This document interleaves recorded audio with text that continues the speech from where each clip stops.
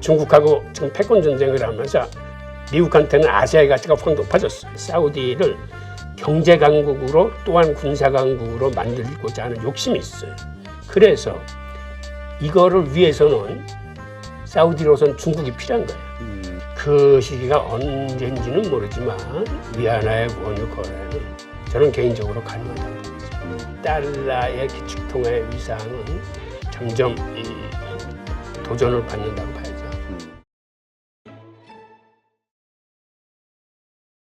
그러면 이 정도에서 우리가 사우디가 왜 이렇게 미국하고 멀어졌는지 그 관계를 한번 보죠. 네. 옛날에 석유는 미국의 전략적 자원이었습니다. 그래서 자기들이 수입하는 석유를 생산하는 중동과 그 석유 수송로를 미국 군이 지켜줬어요. 네. 그러니까 예를 들어서 중동에서 유전이 개발되면 당장 미국 군을 그 유전군제 배치해서 그 안전을 도모해줬을 뿐 아니라 수송로에는 항시 항공모함 두 척이 상시 대기하고 있어서 수송로를 안전하게 지켜줬습니다. 네. 그런데 글로벌 금융위기 이후에 석유값이 올라가면서 그간 경쟁성이 없다고 내팽개쳐 있던 세일가스를 개발하게 됨으로써 미국이 졸지에 세계에서 석유 생산 최대 국가가 되어버렸어요. 예. 그 얘기는 이제는 중동의 석유가 미국한테는 크게 가치가 없게 된 거예요. 옛날에는 석유 수입을 못하면 큰일 났으니까 그때는 이게 전략 자원이었지만 이제 미국에서 충분히 석유하고 가스가 생산되니까 이제 그렇게 큰 돈을 들여서 아랍을 지켜줄 의미도 없어졌어요. 그 산유국 1위가 미국이라면서요? 그렇죠. 그러니까 세계 최대 산유국이 된 거예요. 그러니까 이제는 사실상 중동에서 석유를 수입할 일이 없어졌기 때문에 이 중동의 가치는 팍 낮춰지고 그 다음에 중국하고 지금 패권 전쟁을 하면서 미국한테는 아시아의 가치가 확 높아졌어요. 그래서 항공모함도 두 척을 빼다가 중국 남중국해로 옮겼어요. 네. 그리고 완전히 사실상 아랍이 미국한테는 이제 찬밥이 된 거예요. 그리고 지금 미중 패권 전쟁으로 바빠가지고 모든 전략적 가치가 이제 아시아로 이제 넘어온 상태고, 네. 그 다음에는 그러다 보니까 이제 어떤 일이 계속 생기냐면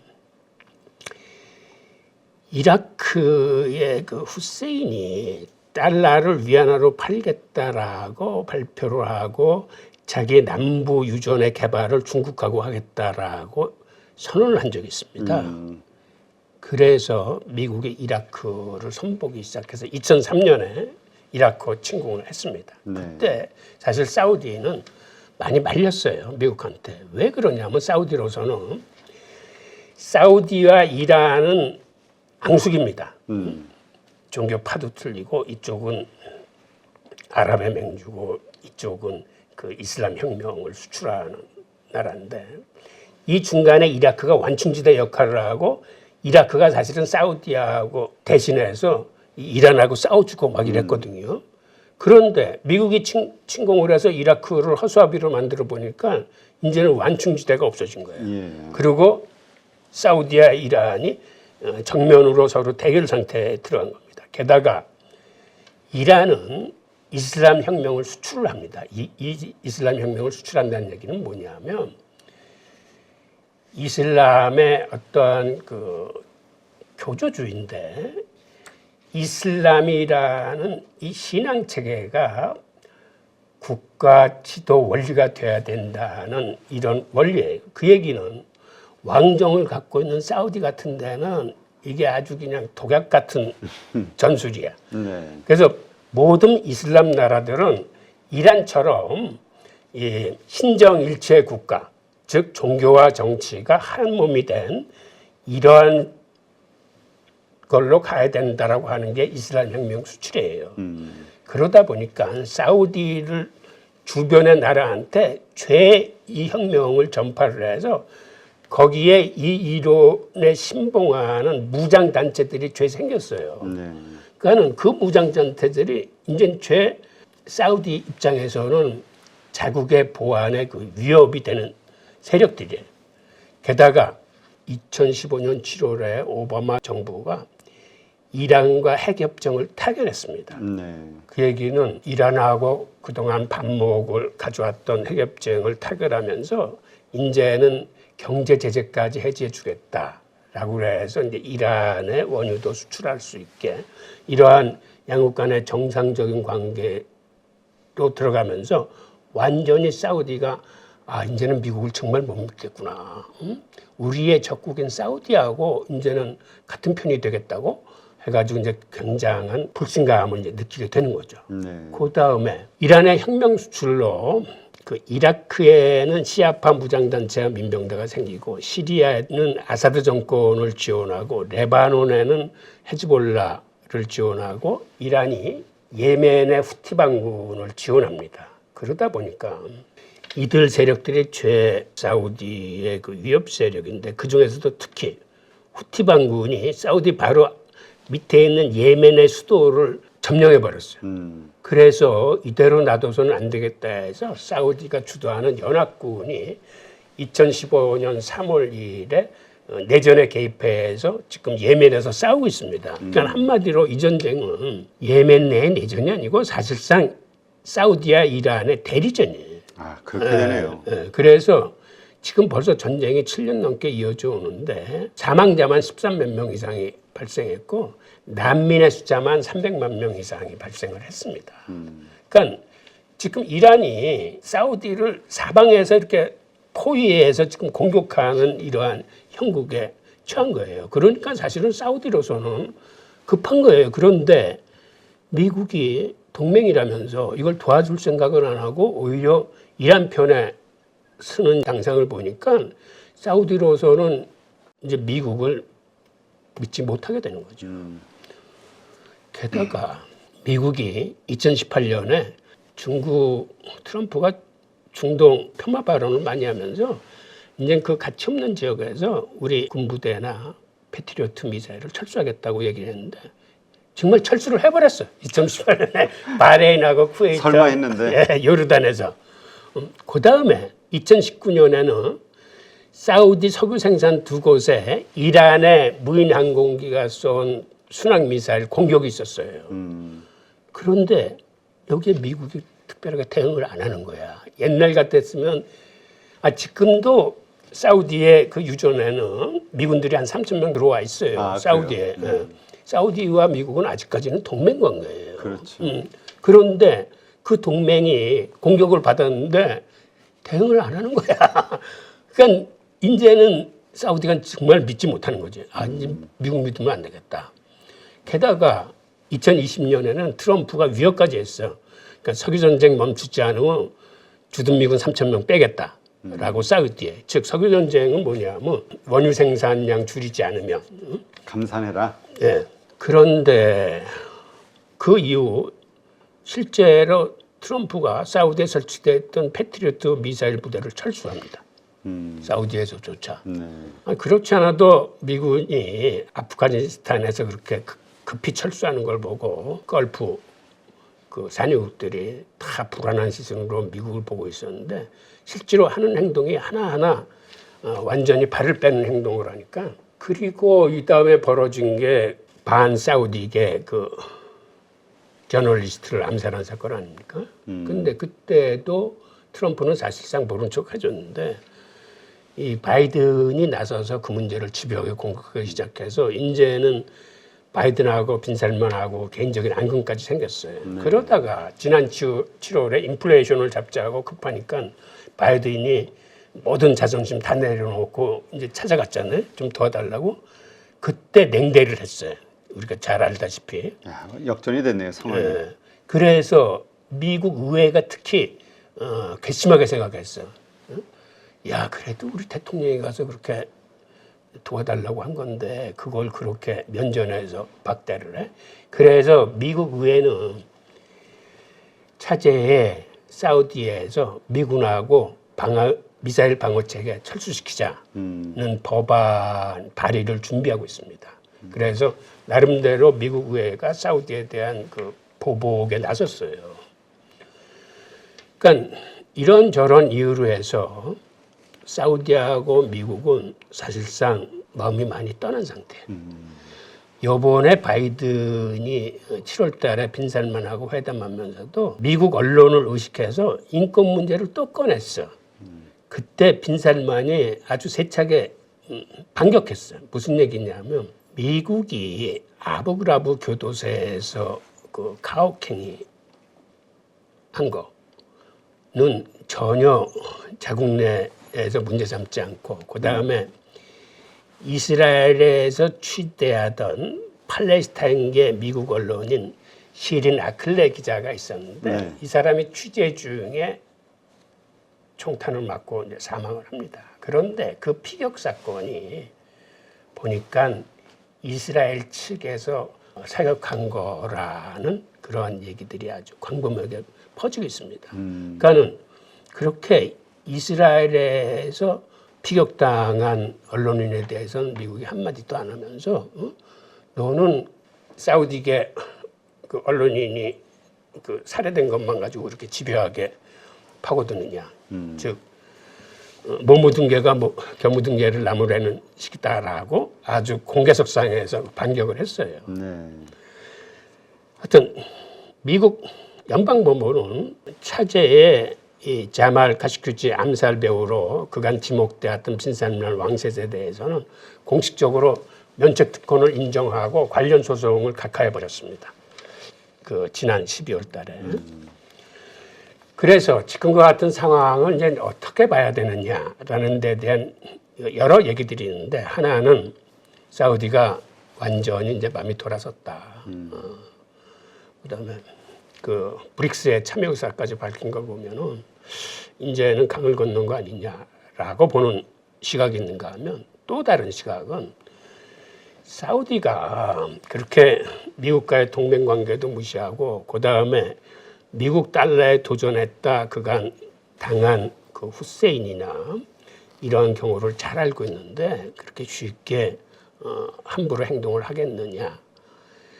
오히려 지금 빈살만이 그렇게 행동하는 가장 큰 이유는 빈살만은 사우디를 진정한 개혁과 발전과 변화에 자기의 모든 걸 걸고 있다. 그 빈살만의 별명이 미스터 에브리싱이에요. 그러니까 모든 걸 할 수 있는 남자이다. 모든 걸 하겠다고 지금 덤비는 남자거든.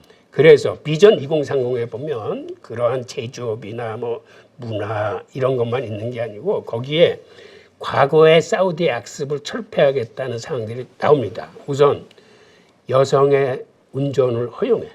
그다음에 여성의 경제적, 사회적 활동에 참여를 확대하겠다고 그러죠. 네. 그런데 이 부분은 사실은 굉장히 델리케이트한 요소고 여태까지 사우디에서 상상할 수 없었던 거예요. 요새 이란이 히잡 안 쓴다고 그래서 막 살해하고 막 이러한 과격하게 하는 것에 비춰보면 과거의 이란은 굉장히 개방적이었습니다. 그때 사우디는 굉장히 엄격했어요. 그런데 지금은 오히려 반대가 됐어. 사우디가 여성의 인권이나 이런 경제적 참여나 여성 운전도 하게 하고 오히려 이란은 옛날 상태로 지금 복귀하는 그러한 기묘한 상황이 펼쳐지고 있고 그다음에 외국인 방문 기준도 대폭 완화하고 의료 서비스도 민영화하고 스타트업도 활성화하고 완전히 서구적인 형태로의 개혁을 주도하겠다라고 지금 빈살만 왕세자가 사회를 개혁하고 있는 중입니다. 네. 그다음에 이렇게 개방적인 나라로 만든가 동시에 사우디를 경제 강국으로 또한 군사 강국으로 만들고자 하는 욕심이 있어요. 그래서 이거를 위해서는 사우디로선 중국이 필요한 거예요.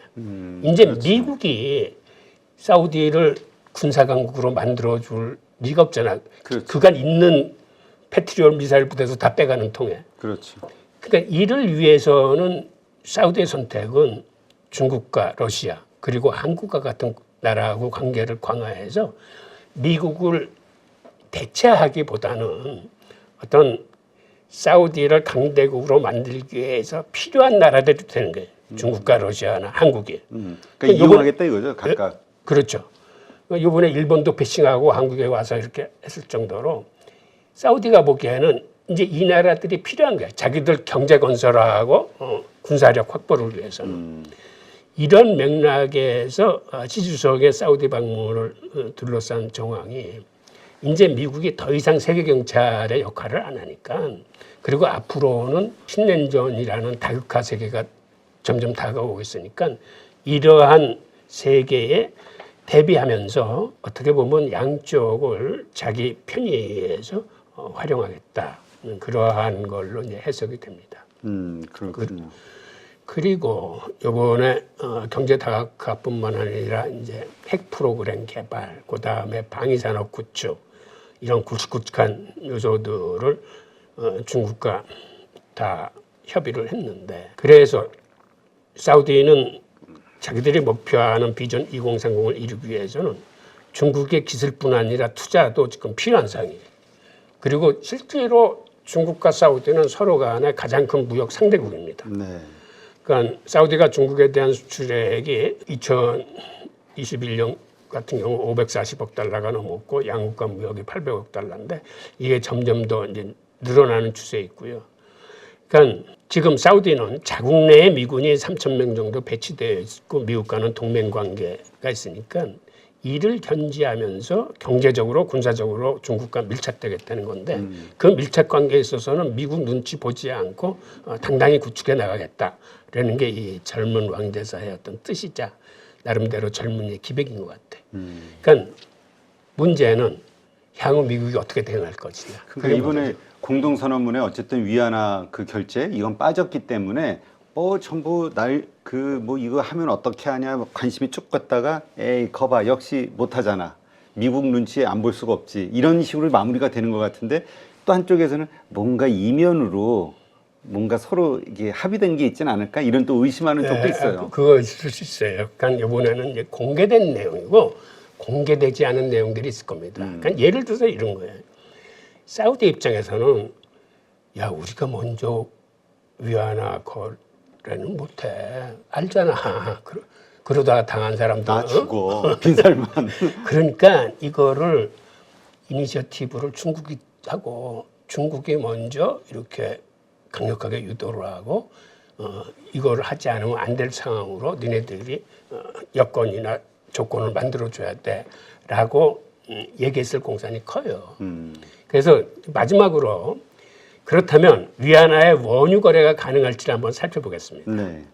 우선 2020년에 세계 메이저 그룹인 영국의 BP가 브리티시 페트롤레움이 상하이 원유 선물 거래를 통해서 위안화 원유 공급을 한 적이 있어요. 그러니까 위안화를 받고 원유를 공급했어요. 네. 2020년에. 그런데 그때 왜 BP가 미국의 그런 눈치도 보지 않고 이렇게 과감하게 있었을까라고 따져고 들어가 보면 그때 상하이 국제 에너지 거래소에서 주는 그 원유 선물 가격이 서구에서 주는 브렌트 선물보다 가격이 높게 책정돼 있었어요. 그러니까 돈 앞에는 장사가 없는 거예요.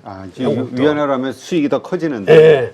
그러니까는 브렌트 선물 가격보다 INE, 그러니까 상하이 거래소의 원유 선물 가격이 높아.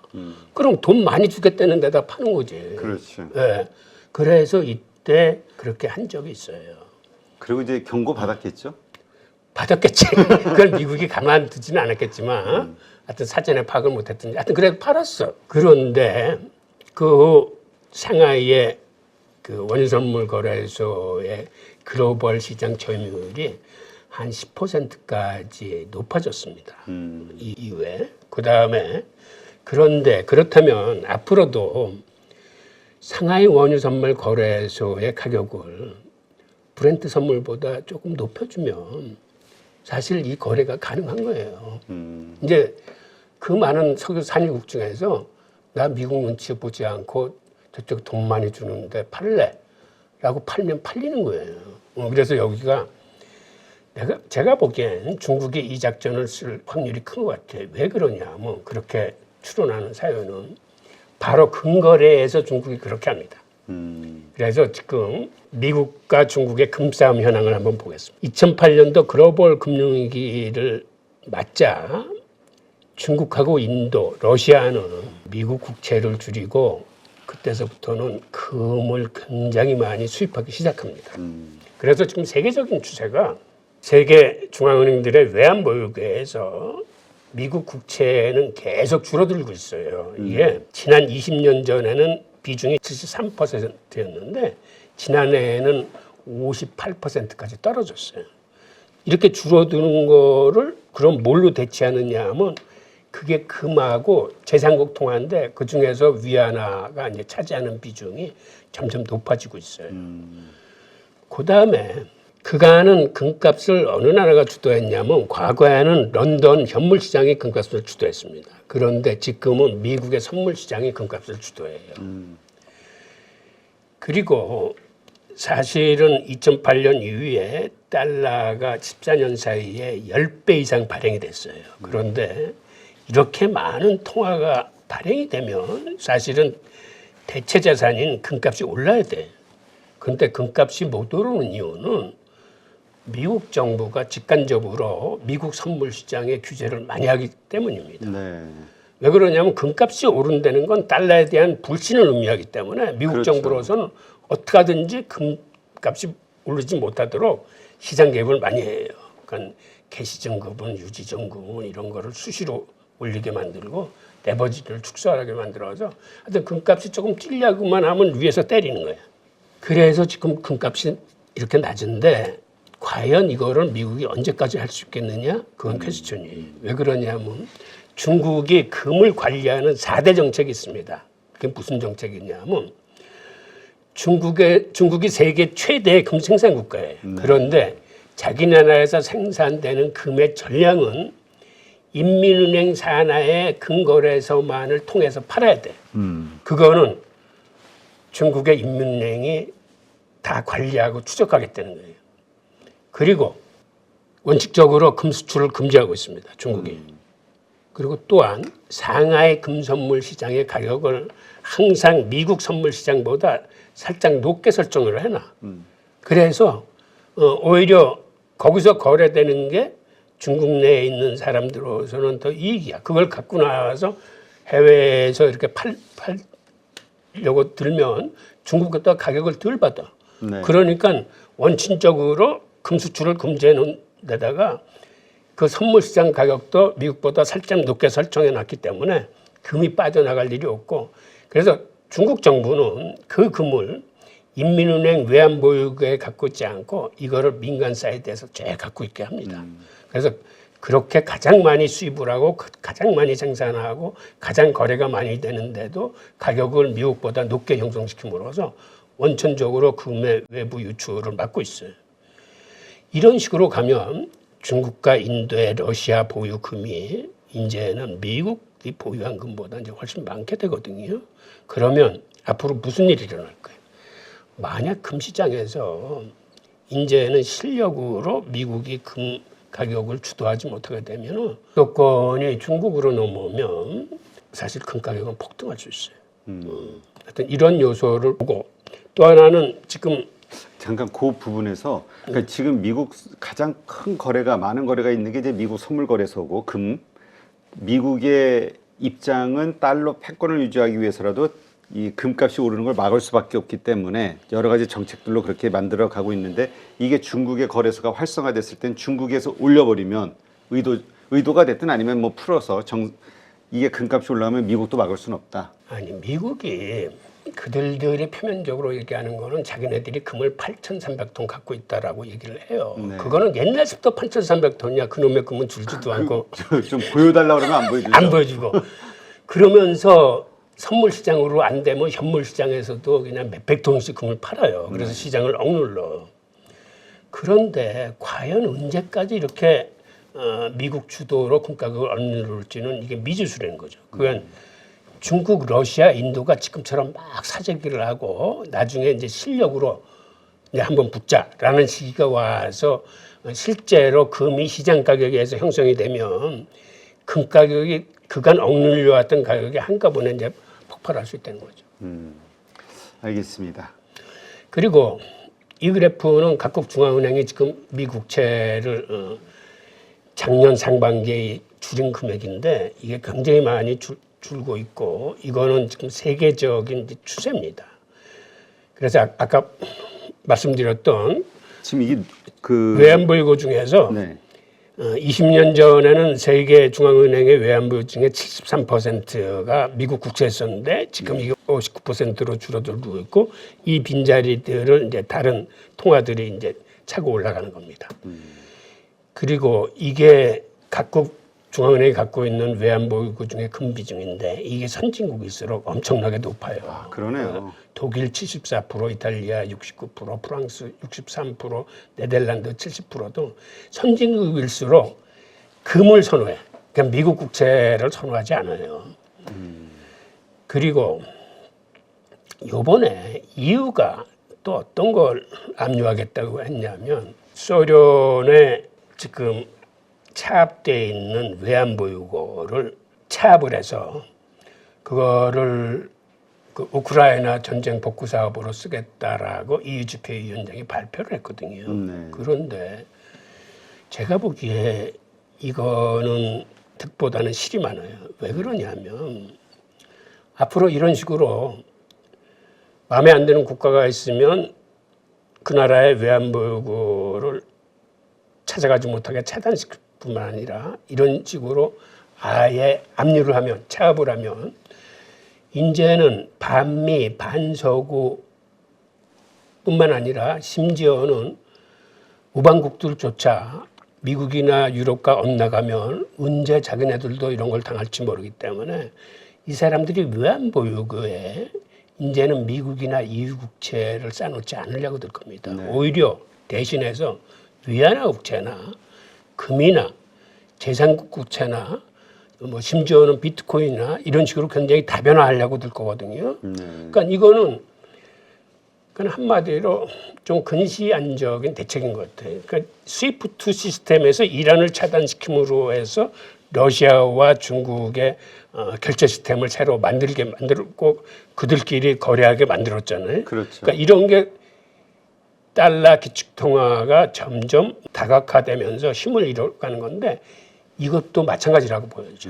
세계 외환보유고에서 이제는 미국 국채나 유럽 국채를 제3 세계들이 사지 않으려고 들 겁니다. 이런 관계도 있고 또 하나 위안화 원유 거래가 가능할지 여부는 제가 보기에는 중국이 그 걸프만 지역의 세계 최대 원유 수입국인데 그들 간에는 이게 궁합이 맞아요.